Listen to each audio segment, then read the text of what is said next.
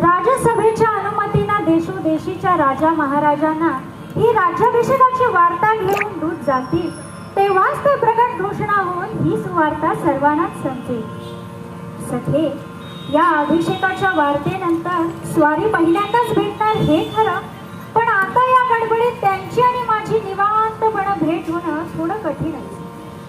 नाहीतरी सखे, हे सम्राज्ञी पद तुकाचं का असतं? याच्या मदतीला धाव, त्याच्या हातीला धाव. खरंच बाई, मला तर आता भयच वाटू लागलं. महाराज दशरथांनी इतकी मोठी धुरा श्रीरामांवर सोपवायचं ठरवलंय खरं, पण आता खरी परीक्षा माझीच आहे. महाराज दशरथांबरोबर आणि कैकेयी देवी रणांगणावर जातात, म्हणूनच तर त्यांचा सहवास त्यांना मिळतो. नाहीतर मी मंदिरात आणि महाराज युद्धात. नाही नाही सखे, श्रीरामाशी अशी ताटातुटी करणाऱ्या या